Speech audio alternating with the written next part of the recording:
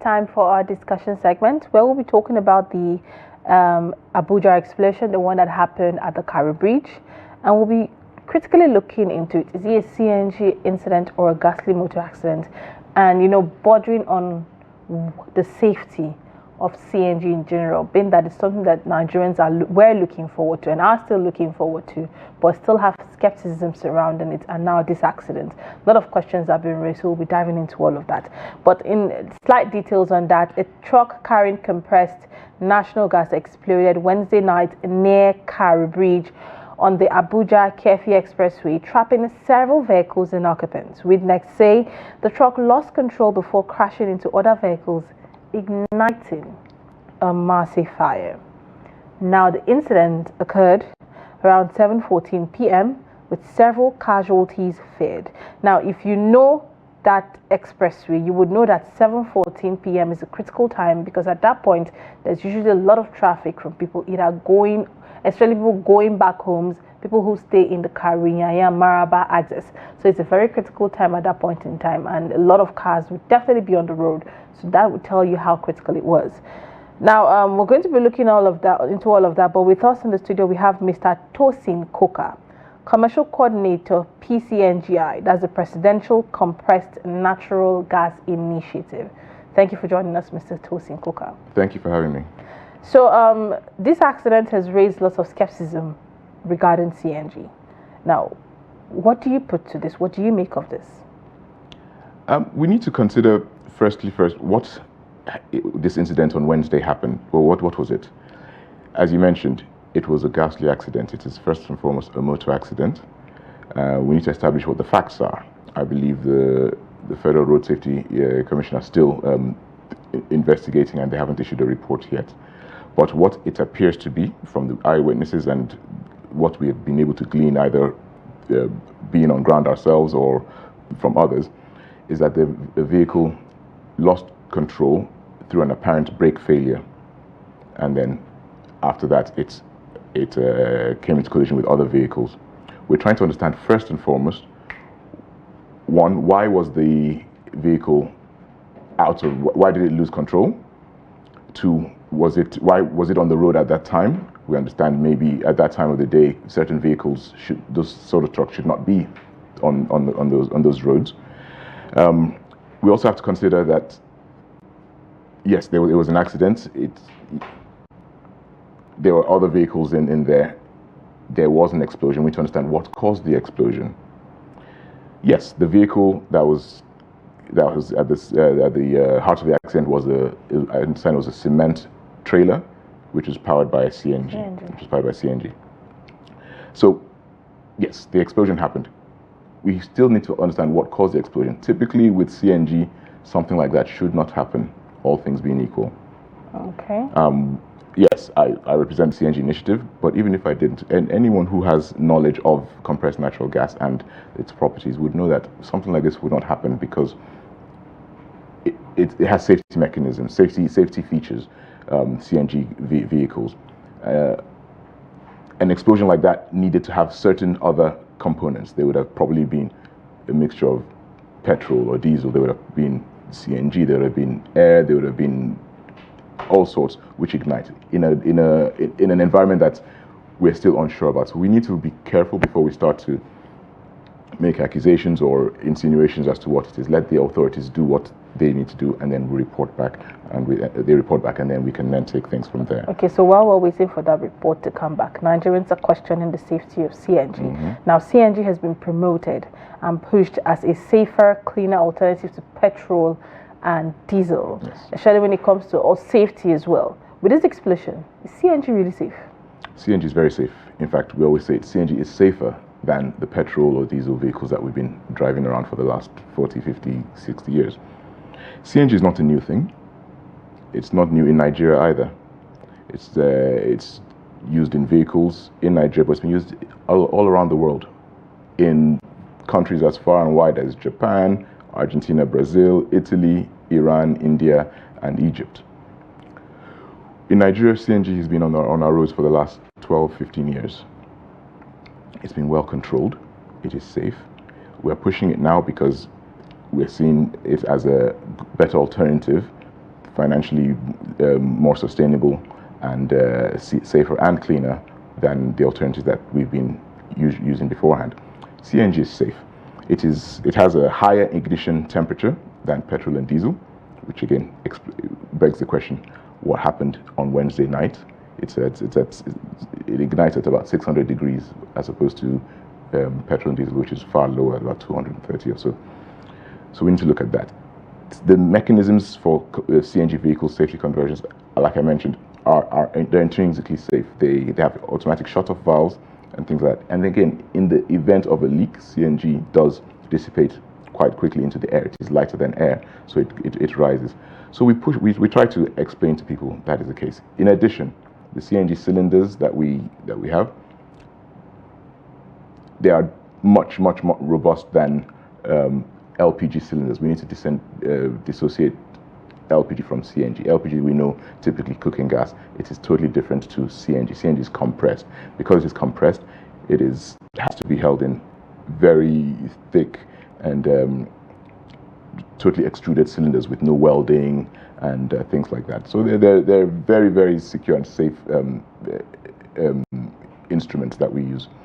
And on top of that, we have regulatory monitoring as well. I was going to get to that. Yes. How detailed are these regulatory and monitoring services? Because we know Nigerians, not to bash Nigerians or anything, but people in general, humans in general, are known to cut corners when things are not comfortable for them or they don't just want to go through the longer route. What are these regulatory checks that have been put in place to monitor vehicles that are using CNG, the quality of materials being used for installation to prevent explosions or maintain and ensure safety? How detailed are these regulations that have been put in place? We work very closely with a number of organizations, most especially the Standards Organization of Nigeria. They are very, very detailed. In fact, to some extent, they are a bit of a thorn in our side because we want to push very quickly, but they are holding us back because they're very worried and very concerned, and rightly so, about the quality of equipment that is being brought into the country, but not just the quality of the equipment that's been brought in, the quality of, if you're doing conversions in conversion centers, that the conversion centers are properly authorized, duly accredited by the necessary organizations, primarily the National Automobile Development and Design Council. Proper training is done and certification of engineers. And so the NEDDC, SON, in conjunction with FRSC, who are obviously at the heart of this, as well as the Petroleum Regulatory Authorities, we work together to ensure that we have a robust regulatory and monitoring framework. We have which is in pilot phase now, which is the Natural Gas Vehicle Monitoring System, NGVMS. It's a regulatory framework which will capture every single natural gas vehicle in the country.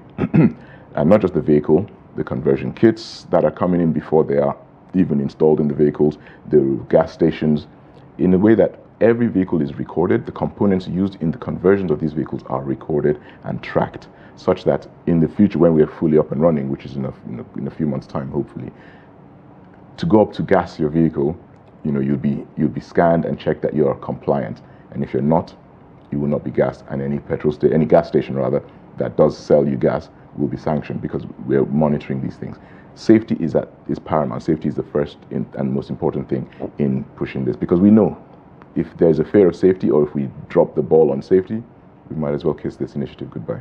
True indeed. Now, what are the plans to also train drivers, in as much as there's regulation rather, for the cars, quality of cars and safety? What about drivers on what to do in cases of leaks, or something goes off with the vehicle? Are drivers being educated properly and informed on how to handle such situations? So we're doing that. We need to do more, and we actually have programs that are being rolled out even as we speak in terms of training. So it's not just the conversion training, but also training of drivers, and that is drivers of saloon cars, private drivers, as well as commercial drivers for mass transit, for example, and the heavy goods vehicles as well. You need to know the vehicle that you're operating. You need to be fully aware of that. So all the necessary authorities, the Road Safety Commission in particular, vehicle inspection, authorities, everybody needs to come together and ensure that We have good training, good safety and monitoring checks. We have, ensure that the roads are good. We have to do a robust training for everyone, not just the drivers, the people around. Yesterday morning when we visited the site, or even the night before, people were still milling around these burnt or burning vehicles and equipment. We're not practicing safety protocols, just normal things. So something from a national orientation point of view, we all need to be aware of. How many people have we lost over the years when petrol tankers there? We still keep doing the same thing. Something needs to change. We need to do a lot more. All right. I'm glad you mentioned the case of road conditions. And when you spoke about CNG, it's accepted globally, it's used in other climes. The road conditions in other climes, as at least better than what we have in Nigeria. So at this point, we have poor road conditions, and we also have frequent accidents as a major issue in Nigeria. So PCNGI, do they factor these challenges into its safety recommendation for CNG adoption? The road conditions are the same whichever mode of fuel your vehicle is powered.